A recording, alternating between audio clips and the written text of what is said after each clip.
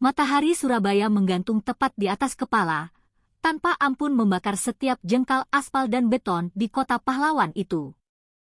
Udara terasa bergetar di atas jalanan yang menghitam, mengubahnya menjadi lautan bara yang siap memanggang siapa saja yang berani melintas di bawah tatapannya. Jalanan di sekitar kawasan Jembatan Merah dipenuhi oleh lautan kendaraan yang berdesakan, simfoni klakson yang bersahut-sahutan, dan debu-debu jalanan yang berterbangan liar terbawa angin kering dari arah pelabuhan. Panas yang menyengat itu seakan menusuk hingga ke tulang, membuat setiap orang yang berada di luar ruangan terpaksa menyipitkan mata dan menahan perih di wajah mereka yang memerah. Suasana siang itu begitu menyesakkan, seakan seluruh kota ditelan oleh kemarahan sang surya yang membara tanpa henti. Di tengah hiruk-pikuk yang memekakkan telinga itu, melintaslah seorang gadis remaja dengan motor matic Honda Beat sederhana. Dialah Ayu Lestari, seorang siswi SMA negeri yang baru saja menempuh perjalanan panjang dari sekolahnya di ujung kota. Seragam putih abu-abunya mulai basah oleh peluh, bagian kerah kemejanya menempel lengket di kulit lehernya karena keringat yang telah bercampur dengan debu jalanan yang pekat.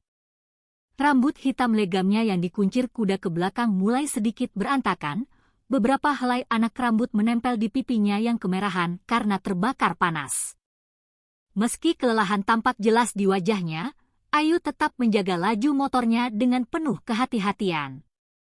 Ia berusaha keras menembus padatnya arus lalu lintas Surabaya yang terkenal ganas, sambil sesekali mengusap keringat yang membanjiri dahinya dengan punggung tangan.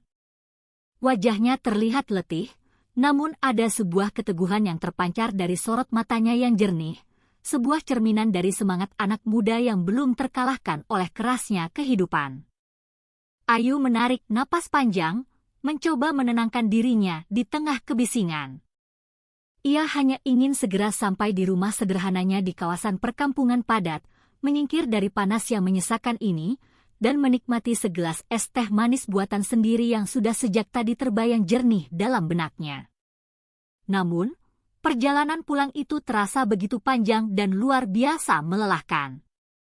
Setiap kali ia berhasil menyalip sebuah truk besar atau bus kota yang mengeluarkan asap hitam pekat, hawa panas dari knalpot dan mesin seolah menampar wajahnya dengan keras. Jalanan yang sempit dengan deretan bangunan-bangunan tua peninggalan Belanda yang kini berubah menjadi ruko dan kantor di sekitarnya membuat udara semakin pengap dan berat untuk dihirup. Tak ada angin sepoi-sepoi yang bisa diharapkan, yang ada hanyalah gelombang panas yang seakan memerangkapnya dalam sebuah penjara tak terlihat. Semua ini menuntut kesabaran ekstra bagi seorang gadis SMA yang tubuhnya masih terasa rapuh untuk menghadapi kerasnya siang di kota metropolitan ini. Meski begitu, Ayu tidak membiarkan dirinya larut dalam keluhan. Ia tahu jalanan ini sudah biasa ia tempuh setiap hari. Meskipun entah kenapa hari ini terasa jauh lebih berat, ia merapatkan genggamannya di stang motor, mencoba mengabaikan rasa perih di kulitnya yang serasa terbakar oleh sengatan matahari. Sesekali ia melirik kaca spion, memastikan jalannya tetap aman di tengah lautan kendaraan yang saling berebut jalan. Dalam hatinya, ia hanya berdoa agar perjalanan ini berakhir dengan cepat. Namun takdir, seperti yang sering terjadi, berkata lain.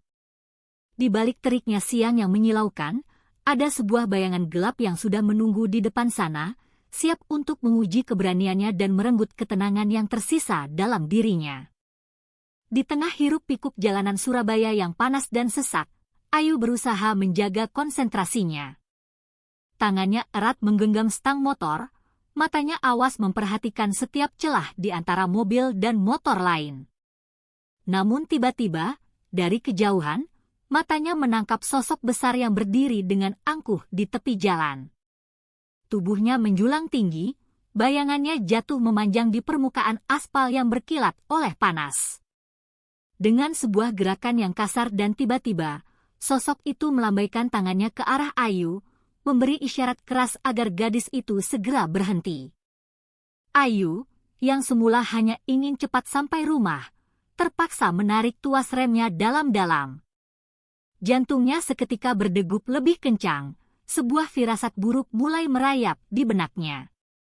Ia menyadari bahwa yang menghadangnya bukanlah polisi lalu lintas biasa, melainkan seorang pria berperawakan besar yang mengenakan seragam lusuh yang menyerupai seragam aparat, namun tanpa lencana atau nama yang jelas. Baskoro, itulah nama pria itu, seorang preman berkedok petugas yang sudah menjadi momok di kawasan tersebut. Tubuhnya kekar dengan dada bidang dan lengan yang dipenuhi otot-otot keras. Wajahnya memiliki garis-garis yang keras dengan rahang yang lebar dan kokoh.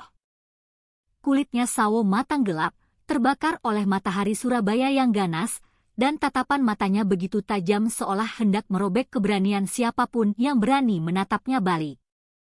Kumis tebal yang melintang di atas bibirnya menambah kesan garang yang membuat siapapun enggan berdebat dengannya. Suaranya terdengar lantang dan berat saat ia berteriak, memerintahkan Ayu untuk menepi ke pinggir jalan. "Hei, berhenti! Minggir dulu!"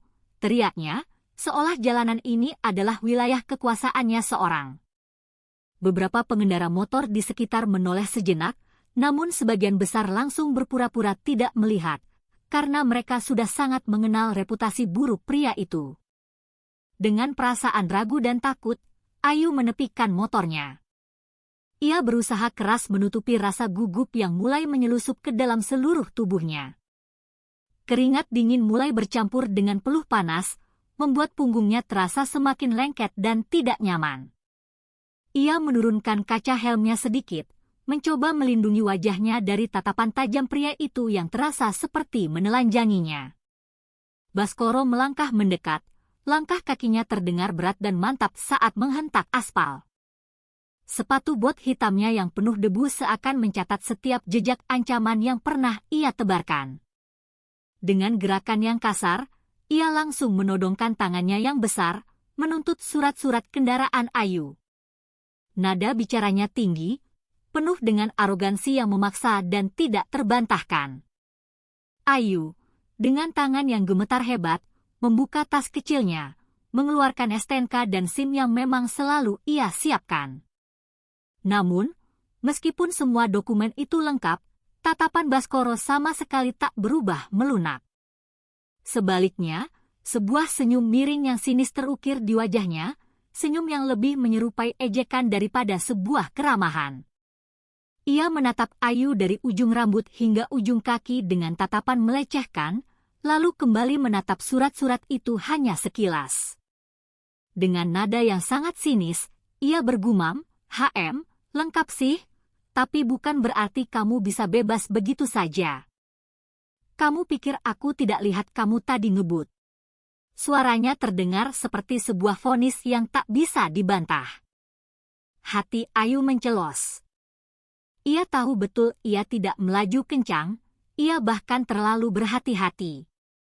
Namun, di hadapan sosok tinggi besar yang penuh ancaman ini, setiap bantahan hanya akan berakibat lebih buruk. Jalanan yang tadinya hanya terasa panas, kini mendadak terasa semakin mencekam, seolah seluruh udara berhenti berputar, menyaksikan bagaimana seorang gadis SMA yang kecil dan rapuh berhadapan dengan bayangan besar yang penuh ancaman. Baskoro menutup kembali surat-surat itu tanpa benar-benar membacanya. Dengan tatapan penuh selidik, ia mendekatkan wajahnya ke arah Ayu, lalu menyemburkan kalimat tuduhan yang menusuk telinga. "Kamu tadi melaju seenaknya, hampir menyerempet kendaraan lain." Ucapan itu bagaikan vonis sepihak yang membuat dada Ayu bergetar hebat. Ia tercekat, berusaha keras untuk menjawab, namun lidahnya terasa keluh. Gadis itu tahu betul dirinya tidak melanggar aturan apapun, tapi sorot mata besar di hadapannya terasa seperti tembok kokoh yang mustahil ditembus dengan alasan apapun. Dengan napas yang mulai terengah-engah, Ayu memaksakan suaranya untuk keluar. "Saya tidak ngebut, Pak. Saya jaga kecepatan." Kata-kata itu terdengar lirih, nyaris tenggelam oleh suara bising jalanan yang tak pernah berhenti. Namun, bukannya mereda, Baskoro justru semakin mengeraskan nadanya. Tubuhnya yang tinggi menjulang semakin menekan jarak, membuat Ayu terpaksa melangkah setengah mundur, merasa terintimidasi. Jemarinya yang besar dan kasar menuding tepat di depan wajah gadis itu, seakan ia sedang memaku sebuah kesalahan yang tak pernah dilakukan. Dari kejauhan, beberapa pasang mata mulai menoleh, tetapi hanya sebatas melihat tanpa ada niat sedikit pun untuk ikut campur. Mereka tahu risikonya. Tak memberi ruang untuk bantahan lebih lanjut, Baskoro dengan cepat meraih kunci motor yang masih tergenggam di tangan Ayu. Gerakannya begitu kasar, membuat jari-jari gadis itu terlepas begitu saja. Bunyi logam yang beradu terdengar nyaring di tengah kebisingan, menandai berpindahnya kendali sepenuhnya ke tangan pria itu. Turun sekarang juga, bentaknya, suaranya yang berat membelah udara panas siang itu. Ayu terdiam sejenak, lalu dengan berat hati dan perasaan terhina, ia menurunkan kakinya dari pijakan motor. Langkahnya terasa kaku, wajahnya menegang. Namun, ia berusaha sekuat tenaga menjaga agar air mata tak jatuh di depan banyak orang. Keheningan singkat tercipta di antara mereka, seolah jalanan yang ramai tiba-tiba kehilangan suaranya. Orang-orang hanya berbisik lirih. Tak ada yang berani bergerak lebih dekat. Ayu berdiri di samping motornya, tubuhnya menegang, menahan perasaan dipermalukan yang luar biasa. Baskoro menggenggam kunci itu sambil memainkannya di tangannya. Tatapan matanya tak lepas dari wajah gadis SMA yang pucat ketakutan. Dengan nada rendah namun penuh tekanan, ia mendesis, "Kalau mau urusan ini selesai, kamu harus ikut aturan saya." Kata-kata itu menegaskan bahwa ini bukan lagi sebuah pemeriksaan resmi, melainkan sebuah permainan kotor yang baru saja dimulai. Baskoro menyandarkan tubuhnya yang besar dan berat pada motor matic milik Ayu, seakan kendaraan kecil itu sudah resmi menjadi miliknya. Ia menundukkan kepala, mendekatkan wajahnya hingga jarak mereka hanya beberapa jengkal dari wajah Ayu. Dari mulutnya terembus bau rokok kretek yang menusuk hidung, menambah sesak udara panas siang itu. Dengan senyum miring yang penuh ejekan, ia menyemburkan kata-kata yang bagaikan petir di telinga gadis itu. "Kalau mau motor ini balik, siapkan uang 2 juta rupiah. Sekarang juga." Suaranya terdengar berat dan penuh tekanan, seolah tidak memberi ruang sedikit pun untuk tawar-menawar. Ayu terdiam membeku. Matanya membelalak, tubuhnya kaku seakan tak percaya dengan apa yang baru saja didengarnya. 2 juta rupiah, sebuah jumlah yang sangat mustahil bagi seorang siswi SMA sepertinya. Ayu mencoba mengumpulkan sisa-sisa keberaniannya untuk bicara, meskipun suaranya bergetar hebat. "Pak, saya masih sekolah. Saya tidak punya uang sebanyak itu," ucapnya dengan nada memohon. Tangan mungilnya menggenggam erat tali tasnya, seolah mencoba mencari kekuatan dari benda sederhana itu. Namun, respons Baskoro justru sebuah tawa kasar yang meledak, menghantam telinga siapa saja yang mendengarnya. Tawa itu panjang dan penuh penghinaan, seolah permohonan Ayu hanyalah sebuah lelucon murahan yang tidak pantas didengar. "Itu urusanmu, bukan urusanku," balasnya dengan dingin. "Kalau tidak bisa bayar, jangan harap motor ini bisa kamu bawa pulang." Tatapannya yang menusuk menegaskan bahwa ia benar-benar serius, bukan sekadar menggertak. Suasana di tepi jalan itu semakin mencekam. Beberapa orang yang sedari tadi hanya mengamati kini mulai saling berbisik dengan wajah prihatin. Namun, tak satu pun dari mereka yang berani maju untuk menolong. Reputasi Baskoro sudah terkenal seantero kawasan itu, dan semua orang sadar bahwa menentangnya berarti menantang masalah yang jauh lebih besar. Ayu berdiri kaku, wajahnya pucat pasi, hatinya bergejolak hebat antara rasa takut dan marah yang membuncah. Ia merasa dipermainkan, merasa direndahkan, seolah keberadaannya tidak lebih dari seekor mangsa empuk di hadapan seorang pemangsa yang buas. Keringat bercucuran di keningnya, bukan lagi semata-mata karena panasnya matahari, melainkan juga karena tekanan psikologis yang begitu kuat dari pria tinggi besar di hadapannya. Namun, meskipun ketakutan telah melumpuhkan sebagian dirinya, ada sesuatu di dalam diri Ayu yang menolak untuk menyerah begitu saja. Dengan suara yang lebih tegas, meskipun masih ada getar di ujungnya, ia memberanikan diri berkata, "Saya tidak salah, Pak. Dan saya tidak akan bayar denda sebesar itu. Itu tidak masuk akal." Kata-kata itu terlontar bagai semburan api kecil dari mulut seorang gadis yang telah terpojok, namun masih memiliki sisa keberanian untuk melawan. Seketika, wajah Baskoro berubah. Tawanya berhenti total, matanya menyipit tajam seperti seekor binatang buas yang merasa ditantang oleh mangsanya. Senyumnya lenyap, berganti dengan ekspresi dingin yang sangat berbahaya. Udara di sekitar mereka seolah menegang, seakan seluruh dunia menahan napas, menunggu apa yang akan ia lakukan berikutnya. Saat itu, sangat jelas terlihat bahwa penolakan Ayu bukan hanya memicu amarah Baskoro, tetapi juga telah membuka pintu menuju sebuah kekerasan yang jauh lebih brutal. Ayu menegakkan tubuhnya, meskipun rasa takut masih membekap dadanya. Dengan kepala terangkat, ia menggeleng keras, menolak tawaran kotor yang dipaksakan oleh Baskoro. "Tidak, saya tidak akan bayar," ucapnya lagi, kali ini dengan suara yang sedikit lebih mantap. Namun, kata-kata itu jelas bagaikan sebuah tamparan balik bagi pria besar tersebut. Wajah Baskoro seketika menegang, urat di pelipisnya tampak menonjol.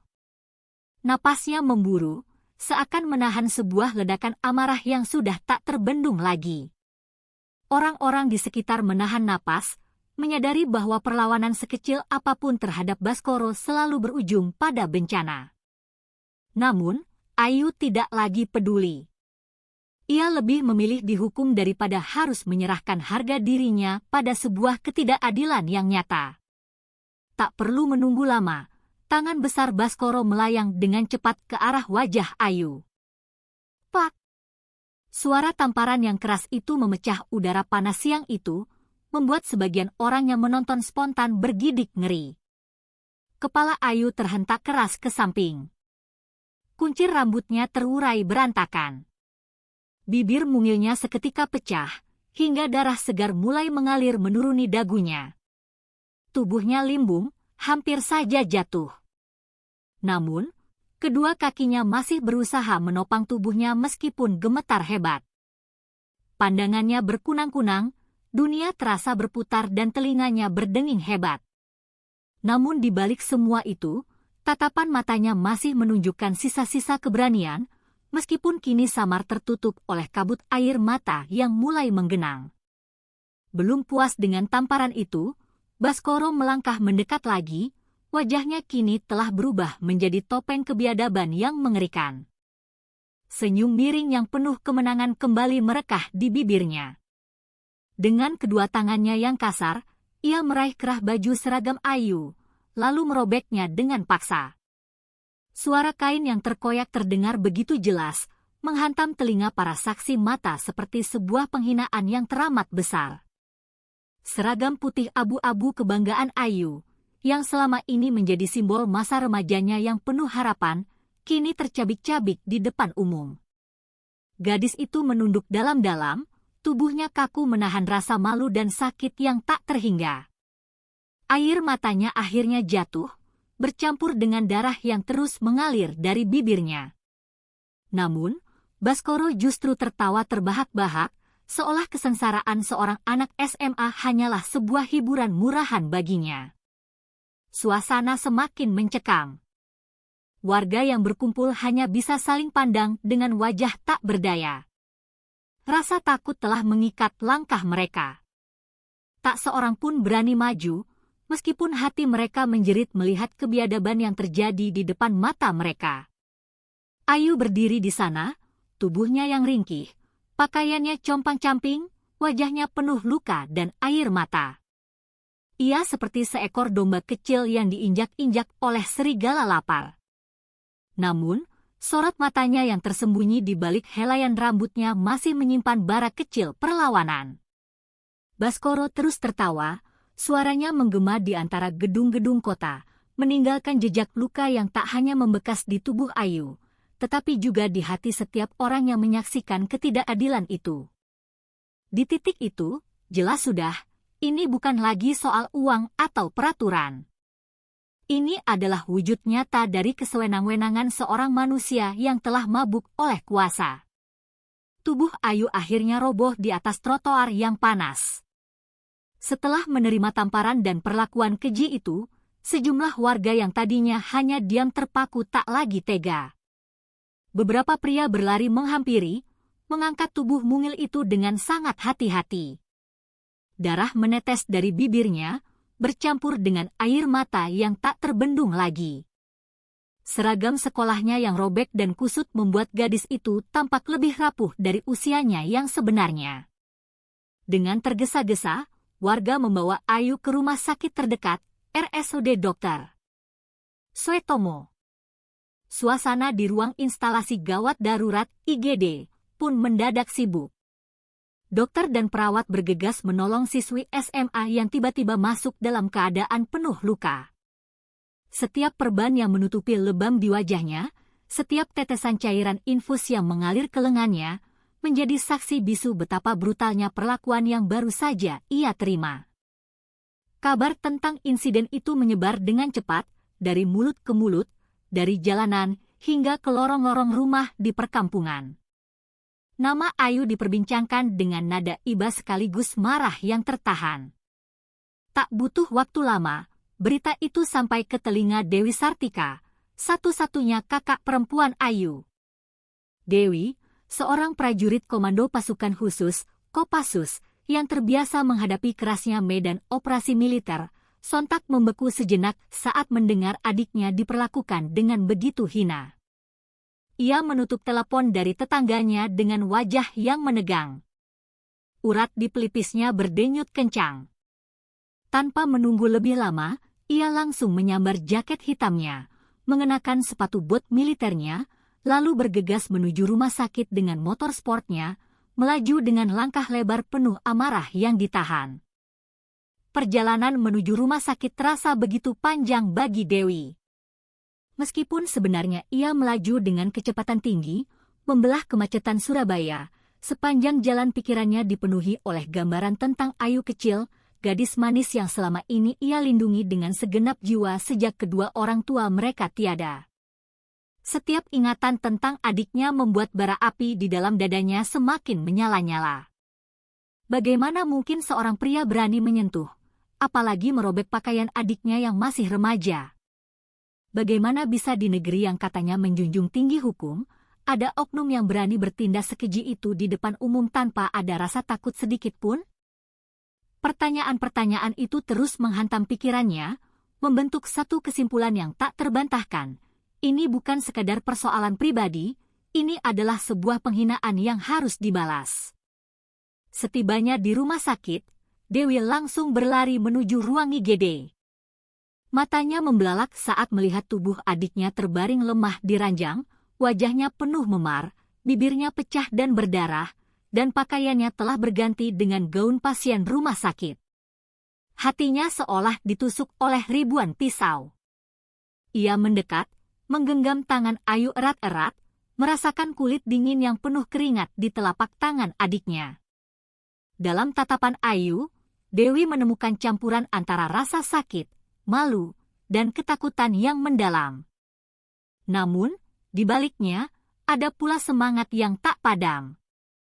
Ayu, dengan suara yang lemah, mencoba menjelaskan apa yang telah terjadi, dan setiap kata yang keluar dari bibirnya ibarat bahan bakar yang menyulut kemarahan Dewi hingga ke puncaknya. Saat itu juga, Dewi tahu ia tidak akan tinggal diam. Luka adiknya bukan hanya luka keluarga, tapi luka yang harus dijawab dengan tindakan nyata. Suasana di ruang perawatan itu dipenuhi oleh aroma antiseptik dan bunyi mesin monitor medis yang berdetak pelan dan teratur. Ayu terbaring lemah di atas ranjang dengan wajah yang masih pucat, bibir pecah yang kini berlumuran darah kering, dan beberapa perban yang membalut bagian tubuhnya yang terluka. Dewi duduk di kursi di sampingnya, menatap adiknya dengan mata yang memerah, menahan amarah sekaligus kesedihan yang mendalam. Saat Ayu mulai berbicara dengan suara lirih, ruangan itu seakan dipenuhi oleh keheningan yang mencekam. Setiap kata yang keluar dari bibir gadis itu bagaikan sayatan pisau tajam yang menoreh hati Dewi. Dia menamparku keras sekali, Kak, ucap Ayu terbata-bata. Air matanya kembali menetes, membasahi bantal putih yang kini ikut menjadi saksi penderitaannya. Dewi mengepalkan tangannya begitu kuat hingga buku-buku jarinya memutih. Urat-urat di lengannya yang terlatih menegang, wajahnya mengeras, rahangnya terkatup rapat seakan menahan sebuah letupan amarah yang siap meledak kapan saja. Ia membiarkan adiknya melanjutkan ceritanya, meskipun setiap detiknya terasa begitu menyiksa. Ayu menceritakan bagaimana Baskoro berdiri tegak sambil menertawakannya di depan tatapan puluhan orang yang hanya diam membisu. Lalu dia tertawa. Saat merobek bajuku.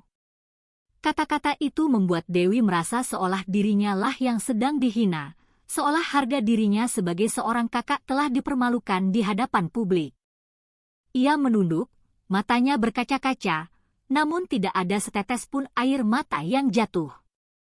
Bukan karena ia tidak merasa sakit, tapi karena rasa marahnya yang membara telah menelan habis semua kelemahan itu. Dalam hatinya, Dewi merasakan gelombang emosi yang saling bertubrukan. Ada rasa iba yang begitu dalam melihat kondisi adiknya. Ada rasa bersalah karena ia tidak berada di sana untuk melindunginya. Namun, yang paling dominan adalah bara dendam yang menyala-nyala dengan hebat. Dia tertawa puas sekali, Kak. Seperti aku ini hanya mainannya, bisik Ayu lagi, suaranya terputus oleh isak tangis yang tertahan. Mendengar kalimat itu, Dewi mengangkat kepalanya. Matanya kini tajam, penuh dengan api yang berkobar. Ia tahu, ini bukan lagi sekadar insiden biasa. Ini adalah sebuah penghinaan yang tidak bisa dibiarkan begitu saja.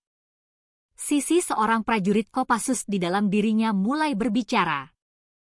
Keadilan tidak akan datang dengan sendirinya, keadilan harus diperjuangkan, bahkan jika harus direbut dengan paksa.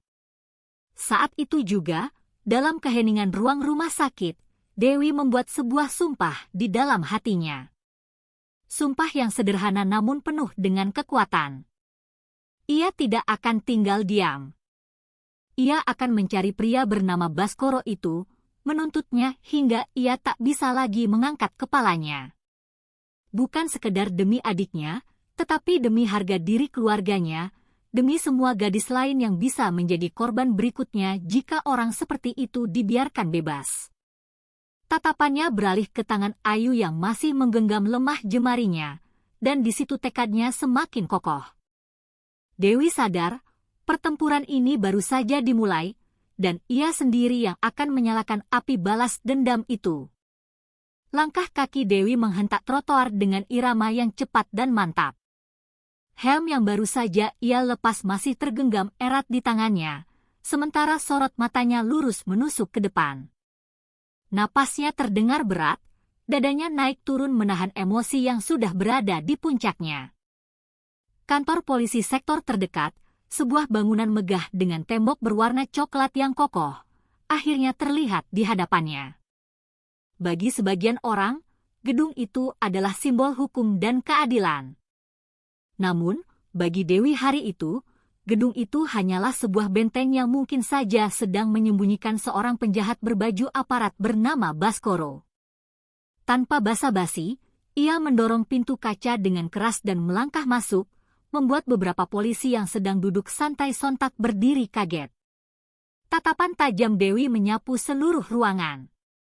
Tubuhnya yang tegap, wajahnya yang keras penuh amarah, dan aura militernya yang kental membuat suasana di dalam kantor itu mendadak menjadi tegang.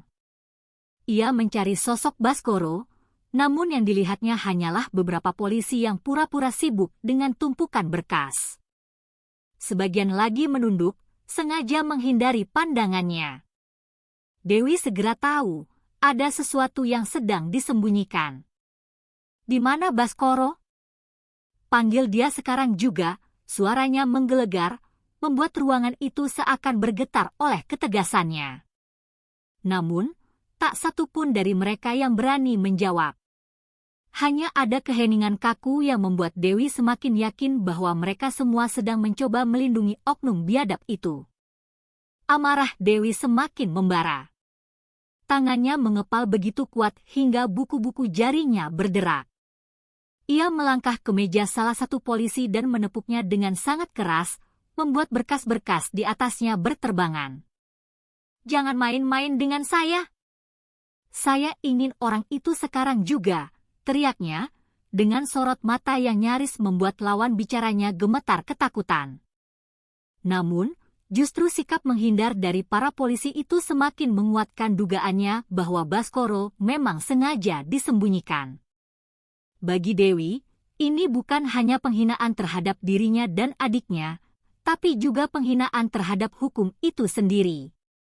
Ia berdiri tegak di tengah ruangan, dadanya naik turun, siap meledak kapan saja. Ketika situasi hampir lepas kendali, muncullah sosok kepala polisi, Kompol Hartono. Dengan tubuhnya yang gendut dan seragam coklat lengkap yang penuh dengan pangkat, ia melangkah dengan tenang menuju Dewi. Wajahnya terlihat dingin, namun ia berusaha memasang senyum ramah yang dipaksakan. "Tenang, Bu Dewi. Saya sudah dengar sedikit tentang kejadian itu," katanya dengan nada yang mencoba menenangkan. Meskipun matanya sulit ditebak, kehadirannya seolah memberi jeda. Tapi bagi Dewi, itu justru semakin membakar emosinya. Ia tahu, seorang kepala polisi besar seperti Hartono tidak mungkin tidak mengetahui keberadaan anak buahnya. Dengan sorot mata yang menyala, ia menatap lurus ke arah pria itu, siap untuk melontarkan semua tuntutannya tanpa sedikit pun rasa gentar. Kompol Hartono menghampiri Dewi dengan langkah yang berat namun penuh wibawa.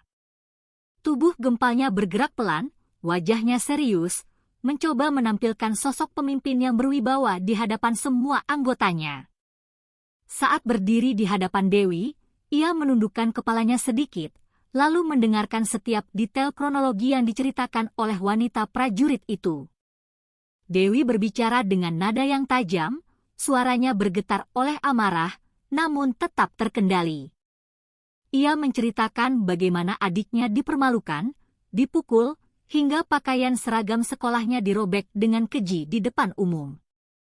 Setiap kata yang keluar dari bibir Dewi bagaikan peluru yang menghantam jantung seorang kakak.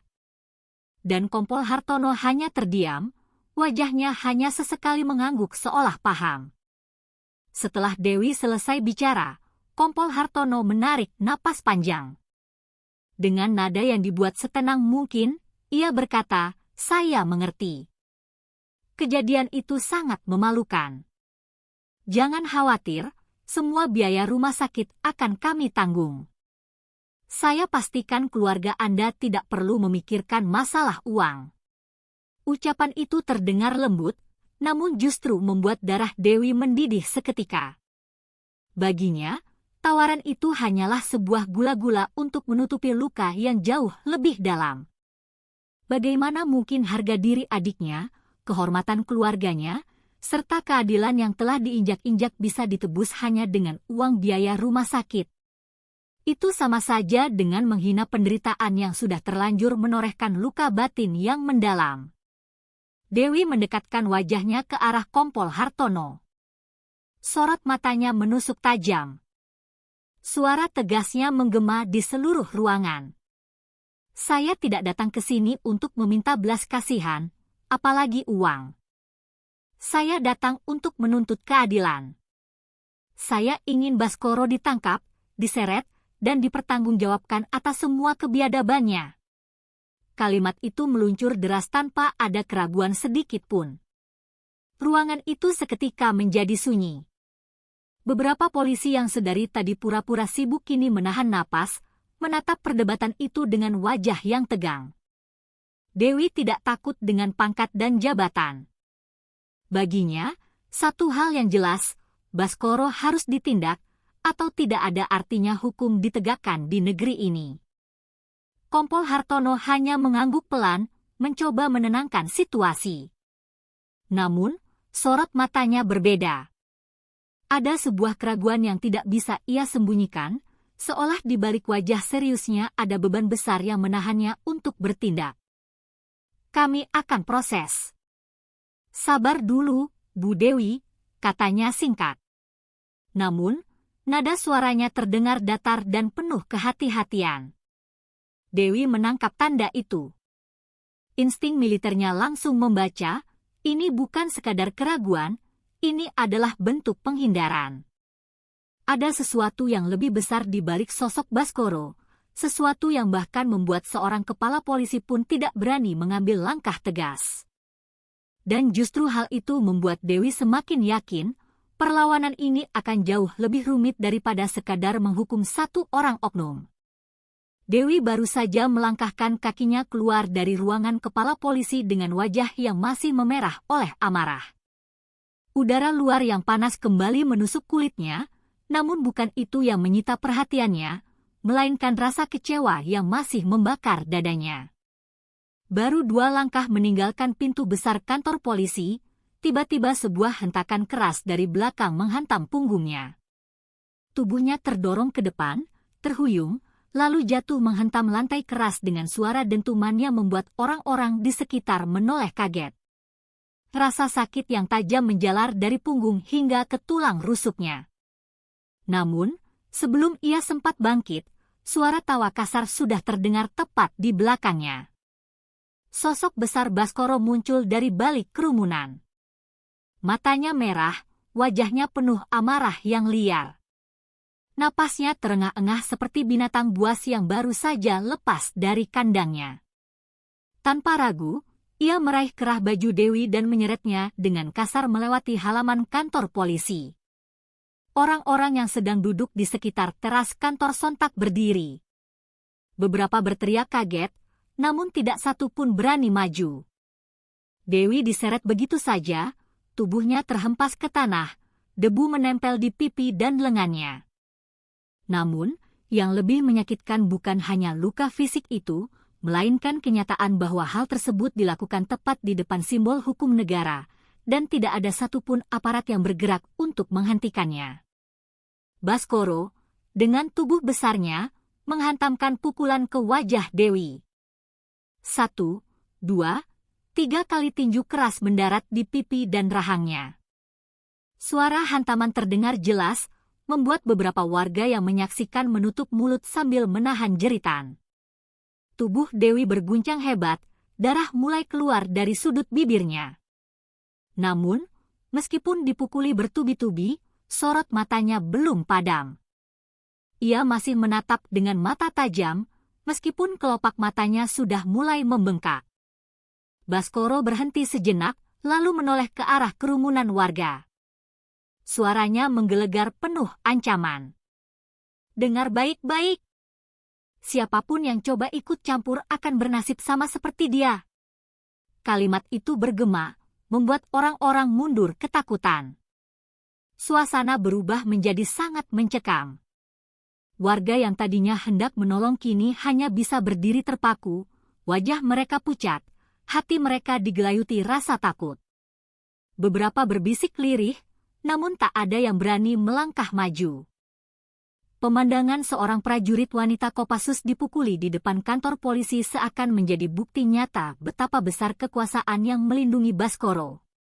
Sementara itu, Dewi yang masih berada di tanah mencoba menggerakkan tubuhnya. Rasa sakit menjalar ke seluruh persendiannya. Namun, di balik semua penderitaan itu, bara api di dalam dirinya justru semakin membesar. Ia tahu, penderitaan yang dipertontonkan Baskoro di depan umum ini hanyalah sebuah peringatan. Tapi bagi Dewi, itu adalah pemicu untuk bangkit dan melawan dengan segenap kekuatannya. Dewi sempat terdiam di tanah. Tubuhnya gemetar menahan rasa sakit dari tendangan dan pukulan bertubi-tubi. Darah menetes dari sudut bibirnya, pandangannya sempat kabur dan napasnya terasa berat. Namun, di balik kesakitan itu, ada sesuatu yang tiba-tiba menyala di dalam dirinya. Ia bukan hanya seorang kakak yang melihat adiknya dipermalukan, ia adalah seorang prajurit Kopassus yang ditempa dengan disiplin keras dan tekad baja. Tatapannya yang semula redup kini berubah menjadi tajam seperti bara api yang tersulut oleh angin. Perlahan, ia menopang tubuhnya, berpegangan pada lututnya, lalu berdiri tegak dengan kepala terangkat tinggi, seakan menantang seluruh dunia. Baskoro, yang semula merasa puas melihat Dewi tak berdaya, tiba-tiba kehilangan senyumnya. Sorot mata wanita itu telah berubah drastis, bukan lagi tatapan seorang korban, melainkan tatapan seorang predator yang siap menerkam balik. Dalam hitungan detik, tubuh Dewi melesat maju dengan kecepatan yang luar biasa.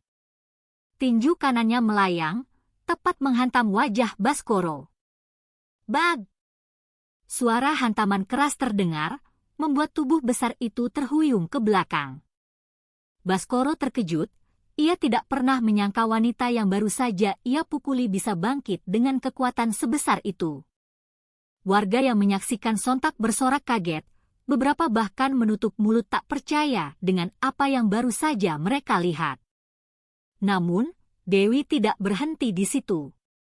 Begitu melihat Baskoro kehilangan keseimbangan, ia langsung memanfaatkan momentum. Dengan gerakan yang cepat dan presisi yang hanya dimiliki oleh seorang prajurit terlatih, Dewi menubrukkan bahunya ke dada Baskoro, lalu mendorong tubuh besar itu ke arah pagar besi kantor polisi. Dentuman keras terdengar ketika tubuh Baskoro membentur pagar, dan dengan satu dorongan tambahan, pagar itu ambruk berderak, menghantam tanah. Debu berterbangan, suara besi yang beradu bergema, sementara tubuh Baskoro terjebak tak berdaya di atas serpihan pagar yang telah hancur. Kerumunan warga mendadak bergemuruh. Ada yang bersorak kagum, ada yang berteriak histeris, sementara sebagian besar hanya terpaku, tak percaya dengan apa yang baru saja mereka saksikan. Sosok yang tadi mereka anggap tak terkalahkan kini terhempas oleh seorang perempuan yang berdiri tegak dengan luka di sekujur tubuh. Dewi mengatur napasnya, dadanya naik turun, sorot matanya tetap tajam menatap Baskoro yang berusaha bangkit namun terhuyung-huyung. Pada momen itu, aura seorang prajurit sejati benar-benar terpancar dari dirinya, bukan sekedar kakak yang membela adik, melainkan simbol perlawanan terhadap kezaliman yang selama ini membungkam rakyat kecil. Sorak-sorai warga pecah ketika tubuh Baskoro terjebak di atas pagar yang ambruk. Suara gemuruh itu bukan hanya tanda kelegaan, tapi juga letupan emosi yang selama ini tertahan. Orang-orang yang tadinya hanya diam kini berdiri lebih dekat, menyaksikan dengan mata kepala sendiri bahwa sosok yang selama ini mereka takuti ternyata bisa dilumpuhkan.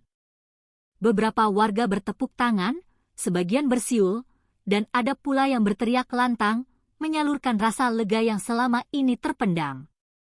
Momen itu terasa seperti pecahnya sebuah bendungan ketakutan yang lama menahan mereka, kini jebol oleh satu kenyataan sederhana. Baskoro bukanlah raksasa yang tak terkalahkan. Ia hanyalah manusia biasa. Di tengah riuh rendah itu, terdengar suara lantang yang memecah kerumunan. Seorang pria bertubuh kurus dengan kaus hijau lusuh dan celana loreng pudar maju ke depan. Dialah Pak Budi, seorang warga yang selama ini dikenal pendiam dan selalu menunduk bila berpapasan dengan aparat. Namun, kali ini suaranya bergetar, penuh dengan keberanian. Aku pernah jadi korban Baskoro. Dia memeras uang hasil keringatku, mengancam keluargaku, dan tidak ada yang berani membela, teriaknya, membuat kerumunan seketika terdiam, lalu pecah dengan sorakan setuju. Pengakuan Pak Budi menjadi pemantik, seperti api kecil yang menyambar tumpukan jerami kering. Setelah Pak Budi bersuara, satu persatu warga lain ikut maju. Ada yang berteriak bahwa dagangannya pernah dipalak, ada yang mengaku pernah dipukul tanpa alasan yang jelas. Bahkan ada seorang ibu yang menangis sambil menceritakan bagaimana anaknya pernah dituduh mencuri, tuduhan palsu hanya demi meminta sejumlah uang. Suasana berubah cepat, dari sekadar kerumunan penonton menjadi sebuah forum terbuka yang penuh dengan keluhan dan kesaksian. Teriakan demi teriakan bergema, membongkar aib Baskoro yang selama ini ditutupi dengan seragam dan intimidasi. Dari wajah-wajah yang tadinya penuh ketakutan, kini tergambar sebuah keberanian yang baru. Keberanian yang tumbuh karena melihat ada seseorang, Dewi, yang berani melawan di depan mata mereka. Gelombang perlawanan pun mulai terbentuk. Warga tak lagi berdiri pasif, mereka maju ke depan, mengepung halaman kantor polisi dengan semangat yang sama, melawan kezaliman. Suara-suara kecil bersatu menjadi teriakan besar, menciptakan atmosfer pemberontakan rakyat kecil yang selama ini terbungkam. Sorak-sorai itu menggema di antara bangunan, menandakan sebuah kebangkitan moral yang tak bisa lagi dihentikan. Baskoro yang terhuyung di tanah kini bukan hanya berhadapan dengan Dewi, tapi dengan seluruh rakyat yang sudah kehilangan rasa takut. Di tengah sorakan warga yang semakin lantang, Dewi berdiri tegak dengan napas yang masih memburu. Kemenangan sementara atas Baskoro tidak membuat pikirannya menjadi tenang. Justru dari balik semua kejadian itu, ia mulai merasakan ada sesuatu yang tidak beres. Ia bertanya dalam hatinya, mengapa seorang pria seperti Baskoro bisa begitu berani melakukan kekerasan di depan kantor polisi, bahkan di hadapan puluhan saksi mata? Lebih aneh lagi, mengapa tidak ada satupun polisi yang bergerak untuk menghentikan atau sekedar melerai? Semuanya hanya diam, menunduk, seakan-akan mereka sedang menonton sebuah pertunjukan yang sudah mereka pahami alurnya. Dewi menatap wajah-wajah para aparat itu, dan semakin jelas terlihat, mereka bukan takut pada Baskoro, tapi justru tunduk padanya. Saat Dewi masih mencoba mencerna situasi, telinganya menangkap sebuah bisikan samar dari seorang warga yang berdiri di sampingnya. Suara itu lirih, penuh dengan rasa takut, seolah orang itu sedang membuka sebuah rahasia yang terlarang. "Mbak, hati-hati. Baskoro bukan orang biasa. Dia punya backing-an orang kuat di belakangnya," ucap warga itu dengan cepat, lalu segera menunduk dan mundur agar tak menarik perhatian. Kata-kata sederhana itu menghantam pikiran Dewi lebih keras dari pukulan Baskoro. Ia terdiam, menatap ke arah tubuh besar Baskoro yang masih tergeletak di tanah, lalu kembali menoleh ke kantor polisi. Saat itu ia sadar, Baskoro hanyalah ujung dari sebuah gunung es besar yang tak terlihat. Pikiran Dewi berputar cepat. Ingatannya kembali pada sikap Kompol Hartono yang hanya memberikan janji samar dan menghindari keputusan tegas.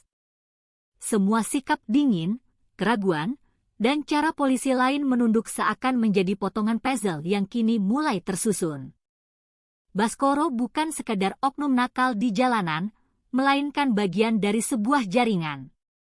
Ada aliran dana gelap yang menjaga posisinya, memastikan setiap pelanggaran dan kekerasan yang ia lakukan tidak pernah benar-benar diproses secara hukum. Nama-nama pejabat tinggi berkelebat dalam benak Dewi. Mereka yang punya kepentingan untuk menjaga pion seperti Baskoro agar tetap bebas berkeliaran, demi melindungi permainan kotor yang jauh lebih besar. Dewi mengepalkan tangannya, sorot matanya menajam. Ia mulai memahami bahwa perlawanan ini tidak akan berhenti hanya dengan menjatuhkan satu orang. Ada tembok kekuasaan besar yang melindungi para penjahat berseragam. Ada sistem busuk yang sengaja dibiarkan agar rakyat kecil terus tunduk dalam ketakutan. Sorakan warga di sekelilingnya memang menandakan kemenangan moral, tapi bagi Dewi, itu baru langkah pertama dari sebuah perang panjang yang akan ia hadapi. Ia tahu, setiap langkah selanjutnya akan penuh dengan bahaya, karena kini ia telah menyinggung kepentingan para penguasa yang selama ini bersembunyi di balik bayangan. Dewi baru saja hendak menarik lengan Baskoro yang masih terhuyung untuk diseret ke dalam kantor polisi. Ia ingin memastikan oknum itu benar-benar diproses secara hukum, bukan sekadar menjadi tontonan warga.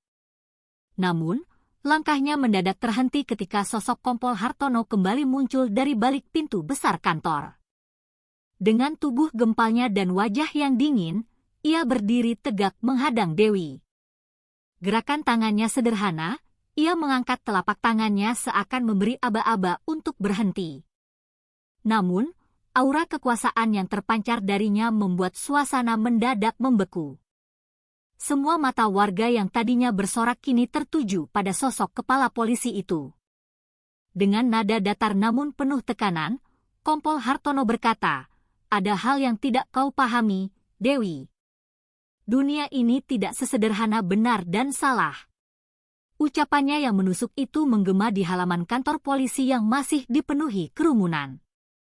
Dewi tercekat mendengarnya. Kalimat itu bukan sekadar sebuah peringatan, melainkan sebuah pengakuan samar bahwa ada kekuatan lain yang bekerja di balik layar. Wajah Dewi menegang, sorot matanya yang tajam menatap lelaki berperut buncit itu. Ia sadar, kalimat yang dilontarkan bukanlah kalimat kosong, melainkan sebuah sinyal bahwa Baskoro dilindungi oleh sesuatu yang jauh lebih besar dari sekadar seragam lusuhnya. Hati Dewi bergejolak. Ingatan tentang tatapan menghindar para polisi, janji kosong Kompol Hartono sebelumnya, dan bisikan warga tentang jaringan besar kini menyatu dalam satu kesimpulan yang mengerikan. Kepala polisi itu bukan pelindung rakyat, melainkan bagian dari lingkaran gelap yang sama. Suasana riuh warga perlahan mereda. Mereka pun mulai saling berbisik, merasakan ada ketegangan aneh antara dua figur di hadapan mereka. Baskoro, yang masih setengah sadar, hanya menyeringai samar, seolah yakin bahwa akan selalu ada kekuatan besar yang mengamankannya. Dan bagi Dewi, pemandangan itu bagaikan sebuah cambukan, semakin jelas bahwa apa yang ia hadapi bukan lagi pertarungan satu lawan satu, melainkan sebuah perang melawan sistem yang telah membusuk hingga ke akarnya. Dewi mengepalkan tangannya, tubuhnya bergetar bukan hanya karena lelah, tapi juga karena rasa marah yang menumpuk. Kalau hukum ini tidak bisa membedakan benar dan salah, maka biar aku yang menegakkannya, desisnya dengan suara rendah namun tegas, cukup untuk membuat orang-orang di sekitarnya menahan napas. Kompol Hartono hanya menatapnya dengan ekspresi yang sulit ditebak, lalu mengangguk pelan, seolah menyiratkan bahwa pertarungan yang sesungguhnya baru saja dimulai. Bayangan gelap dari balik janji itu kini jelas terasa, menyelimuti suasana dengan hawa yang mencekam. Untuk pertama kalinya, Dewi benar-benar menyadari, musuh yang ia hadapi jauh lebih besar daripada sekadar seorang pria bernama Baskoro. Malam tiba, dan kota Surabaya yang siang tadi panas membara kini tenggelam dalam sunyi yang mencekam. Lampu-lampu jalan berkelip redup, menyinari aspal yang masih menyimpan jejak pertarungan siang tadi. Dewi duduk di sebuah bangku besi di luar rumah sakit, masih mengenakan pakaian yang penuh debu dan beberapa bercak darah kering. Ia menatap langit yang gelap, pikirannya berputar cepat, mencari celah untuk melawan jaringan busuk yang baru saja terungkap di hadapannya. Namun, keheningan itu tiba-tiba pecah ketika ponsel di saku jaketnya berdering. Getarannya terasa begitu kuat, seolah membawa sebuah pesan yang tidak biasa. Dengan wajah yang tegang, Dewi mengangkat panggilan itu. Dari seberang, terdengar suara berat yang dingin dan penuh ancaman. "Jika kau terus melawan, adikmu tidak akan selamat." Kalimat itu diucapkan dengan tenang, tanpa emosi, namun justru membuat bulu kuduk Dewi berdiri. Matanya membelalak, tangan yang memegang ponsel mengepal begitu kuat hingga buku-bukunya memutih. Detik itu juga ia sadar, ancaman ini bukanlah sebuah gertakan kosong. Ayu, yang masih terbaring lemah di dalam rumah sakit, kini telah menjadi sandera tak terlihat. Dewi mendongak, menatap kaca jendela rumah sakit yang memantulkan cahaya lampu. Ia membayangkan adiknya yang tak berdaya di balik dinding itu. Jantungnya berdetak begitu keras, bukan karena takut untuk dirinya sendiri, melainkan karena rasa cemas yang menjerat setiap pikirannya. Perlahan, Dewi menoleh ke arah kantor polisi yang kini sudah gelap. Di tanah depan pagar yang hancur, Baskoro sudah tak ada lagi di sana. Namun, melihat wajah pria itu yang masih sempat menyeringai tipis sebelumnya, Dewi langsung mengerti. Baskoro hanyalah sebuah pion. Ada kekuatan yang jauh lebih besar, kekuatan yang mampu mengendalikan aparat, membungkam hukum, bahkan mengancam nyawa orang yang paling ia cintai. Pertanyaan besar pun bergema di kepalanya. Siapa sebenarnya dalang di balik semua ini? Apakah Kompol Hartono hanya sebuah boneka, ataukah ia bagian dari lingkaran inti yang mengatur permainan kotor ini? Dewi kembali mengepalkan tangannya erat-erat, sorot matanya menajam menembus kegelapan malam. Dalam hatinya ia berjanji, ancaman itu tidak akan membuatnya mundur. Justru, ancaman itu akan menjadi alasan yang lebih kuat untuk menghantam kekuatan gelap itu sampai ke akar-akarnya. Namun, ia juga tahu, langkah berikutnya akan jauh lebih berbahaya. Cerita pun berakhir pada bayangan Dewi yang berdiri tegak di bawah lampu jalan, wajahnya keras penuh tekad. Sementara di seberang telepon, suara asing itu masih terngiang-ngiang. Semua dibiarkan menggantung, menyisakan tanda tanya besar, perang macam apa yang akan pecah ketika seorang